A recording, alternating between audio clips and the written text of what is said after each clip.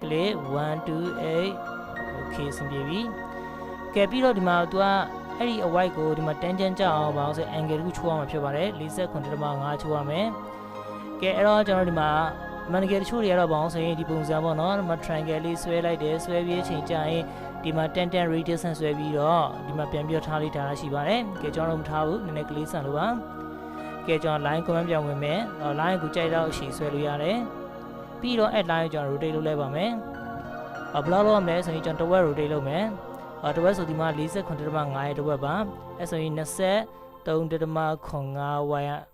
rotate လုပ်ရမှာโอเคပြန်ပြောတိုင်းကြည့်ကြည့်မယ်โอเคမတိုင်းခင်မဲ့တာပေါ်လိုက်ပါမယ်ကဲတိုင်းကြည့်အောင်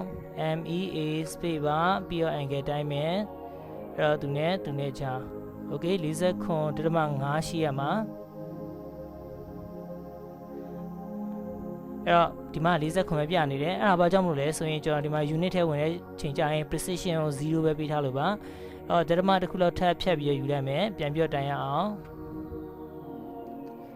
angle ယူမယ်ကဲ one more time ကလစ်နှစ်ချက်နှိပ်မယ်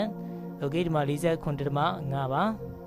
ကဲအဲ့တော့ကျွန်တော်မြင်းတစ်ချောင်းမလို့ဖြတ်လိုက်တော့မယ်ကဲအဲ့တော့ကျွန်တော်တို့ကဒီ circle မှာဒီမြင်းကိုဇတန်းချချင်တာပါအဲ့တော့ကျွန်တော် circle ကိုမရွေးချင်ဘူးဒီမြင်းကိုပဲရွေးချင်တာပါကဲအကြောင်းကျွန်တော်တို့လက်ဆောင်ပေးထားတဲ့ parametric tab မှာရှိတဲ့ဟာလေးသုံးအောင်ကဲ circle ကိုကျွန်တော်တေချောင်လို့မရွေးအောင်ထားလိုက်မယ်အဲ့တော့ဒီမှာ lock လေးယူမယ် click နှိပ်မယ်ဆို lock ဖြစ်သွားပြီပြီးတော့သူ့လည်း dimension constraint နဲ့ radius ကို fix လုပ်လိုက်မယ် click နှိပ်မယ်အဲ့တော့5ပဲထားလိုက်မယ်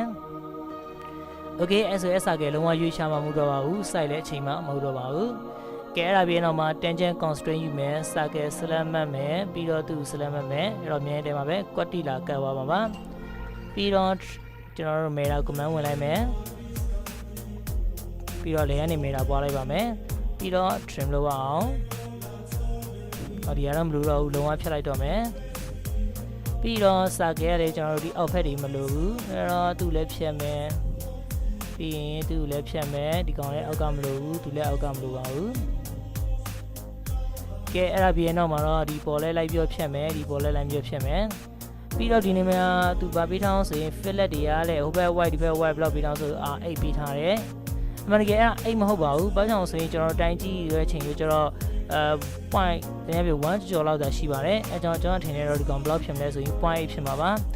အဲကြောင့်မို့ကျွန်တော်ဒီကနေပြီးမှမယူမလဲဆိုရင် fillet radius ယူလိုက်မယ်fillet radius ဝင်ပြီးတော့space ပါပြီးတော့ကဲသူ့ရဲ့ color ကိုတော့ကျွန်တော်ဗာပြောင်းလိုက်မလဲဆိုရင် white ပဲပြောင်းလိုက်မယ်